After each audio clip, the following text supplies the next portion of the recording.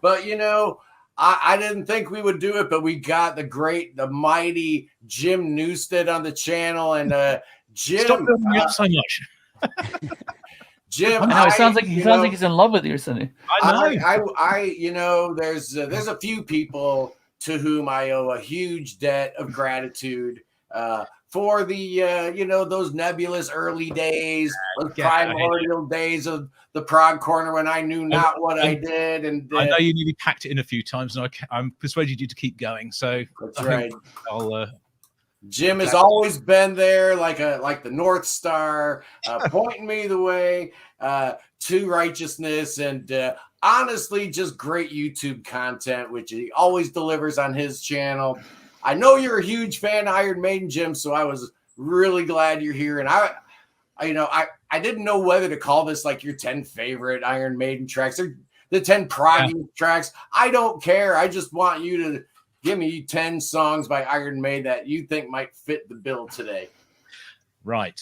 Well, I've got a list of 10. Yeah. A list of. I love lists. I do. I don't know why.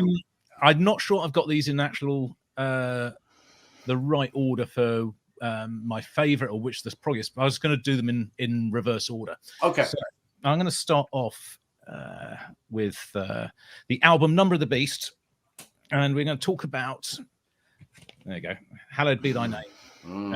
So the final track from the first album is with Bruce Dickinson on. Still got Clive Burr on there on the drums.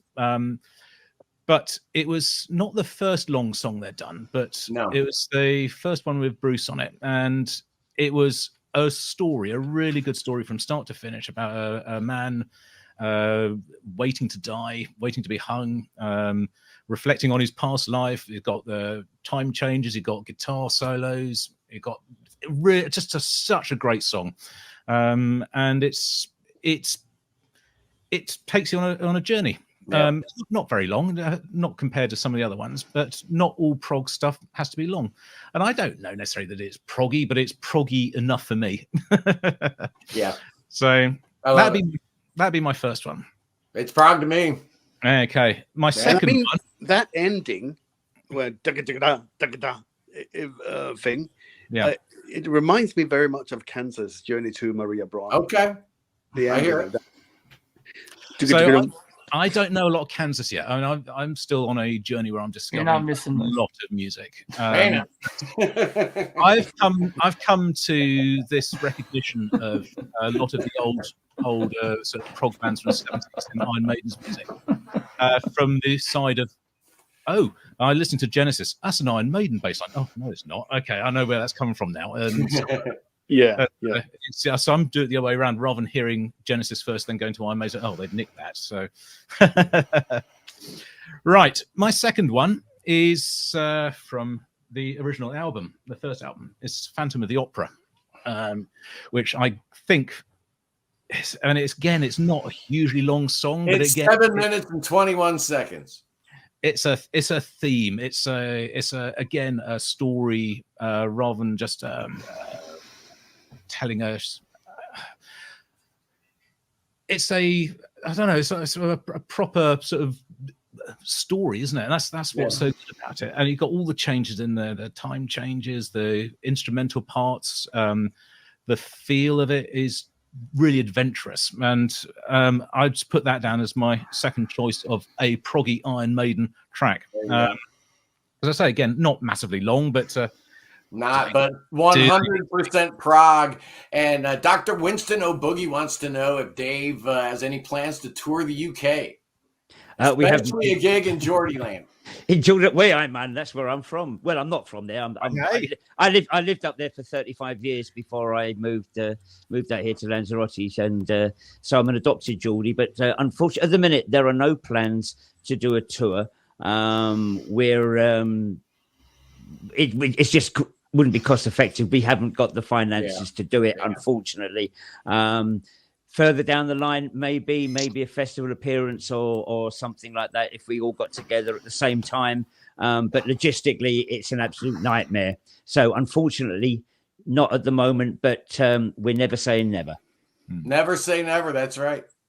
I just saw a comment on there, someone saying about the twin guitars. Yeah, They're really reminiscent of a Thin Lizzy, but also I'd say Wishbone Ash. Thank you. I was just thinking Wishbone Ash.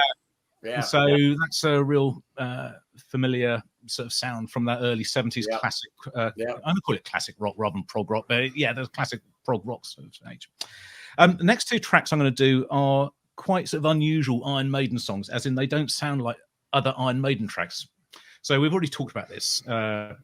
Empire of the Clouds. I don't really need to mention too much more about that because we've already talked about it quite extensively. But piano, I never thought we'd hear piano in an Iron Maiden song, and as much acoustic stuff in there as there is. It's a really, really cool, interesting track, and obviously quite personal to Bruce Dickinson because of the subject matter. Him being invested in airships now, or to a point. So that's kind of that one. But the second one is off this album, Killers, the second album, and a song that I never hear anyone talk about, but I absolutely adore. It's Prodigal Son. So again, it's a short track. Yeah. It doesn't really sound like anything else Iron Maiden have done, but it is one of the proggiest things I think they've ever done. It sounds, I don't know who it sounds like, but it just sounds absolutely fantastic. And you can really, really hear Genesis and ideas of Yes and Jethro Tull in there, and it's just a real interesting song. That's a good call. I didn't even think about Prodigal when I was putting my list together. That hook is a super proggy hook on that track. Yeah, totally. And it's just, why do they even don't even sort of recognize it themselves hardly the band anymore? It's just they don't want to even acknowledge it ever existed. Right, where are we up to? Oh, blimey. Oh, good Lord. You ever get this, Jim? No. Does Jim remind anyone else of Richard Branson? You're on Prodigal Son. Yeah. The Dance of Death, the album. We are going to talk about Passchendaele. Yeah. Just a super. I've got too much light flashing on that. It's again a lot of different time changes in there. A real epic bit of storytelling of history story of talking about a sort of a historical moment in time, and you can almost feel the mud and the blood and the bullets and the fear and the aggression, everything about war and the horror of it is sort of in that one song, and they do it in a really, really just such a great song. Yeah. I think they sort of reflect that and do it brilliantly well. So that would be my next choice. Love it. Now then, we're moving on to Loneliness of a Long Distance Runner. So. Okay. Off somewhere in time. I was again. It's another story, another song based written by Steve Harris, based on a story, isn't it? The Loneliness of a Long Distance Runner, the book, and he does so well. You can really, really tell in so much of his writing. He's got all this literary stuff that he's referring back to, things that he's read as a kid, as a teenager, even as an adult.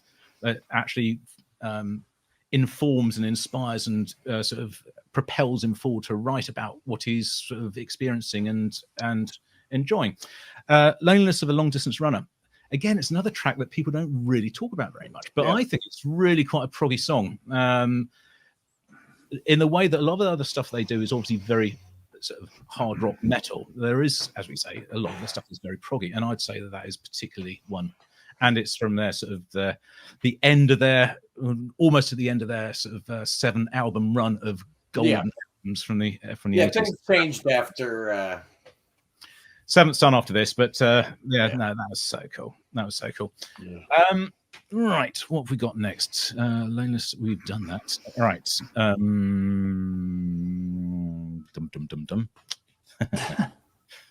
I'm shuffling albums here.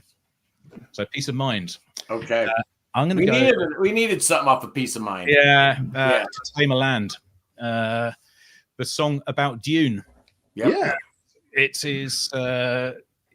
Apparently the song was written, and they contacted and asked Frank Herbert as a formality. Oh, it's all right if we call it Dune. He absolutely hated the idea. He wouldn't let them do it. He hated rock bands, and he especially hated heavy metal rock bands. And said, no way, sort of, over my dead body. So I said, oh, okay. They sort of made and walked off, sort of licking their wounds, and said, okay, what do we do now? So just, okay, we'll rename it and call it something else. Apparently there's no problem with the actual lyrics themselves, but just calling it Dune, he really didn't like it. No, he wasn't going to let that happen. No. So again, a great piece of storytelling. As we've talked about already, Steve Harris's love of literature and of books and movies and stuff. He finds different things to write about that are interesting and fit the band perfectly. Another good example is Frank Herbert's writing.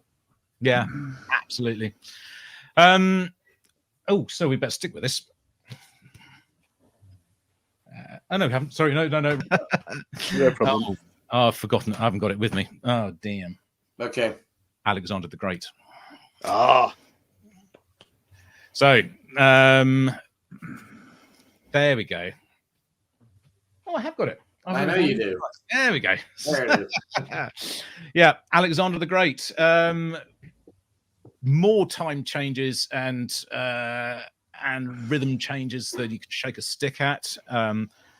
I have no idea how Nick McBrain managed to play that drum part in the middle when it broke down a bit. There's more words than you can. Yeah, how he manages to remember and keep a straight face singing those words about. Yeah.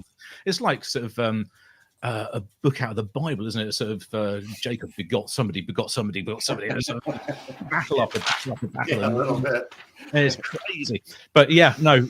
So that's absolutely got to be on there. Alexander the Great, last track from Summer in Time. We then have, of course, we're going to move to Powerslave. Yeah. So I've got two tracks from here. I've got Powerslave itself, the song, and also Rhyme with the Ancient Mariner. There we go. Yeah. To be honest, you could just say this is just a prog album in general. But those two tracks, Powerslave, Rhyme with the Ancient Mariner, they feed into each other. As Powerslave finishes, it then leads beautifully into Rhyme with the Ancient Mariner. Rhyme with the Ancient Mariner, I think, pips it. It's got everything, absolutely everything you want from a progressive rock, progressive metal song. You've got the storytelling, you've got the incredible orchestration, instrumentation, the differences in time signature changes, breakdowns, comebacks, finishing on a sort of on a low rather than a huge high. It just sort of fades away, and it leaves you just wanting more. So that's amazing. A great list from the one and only Jim Newstead. Thanks for enlightening us. You know what?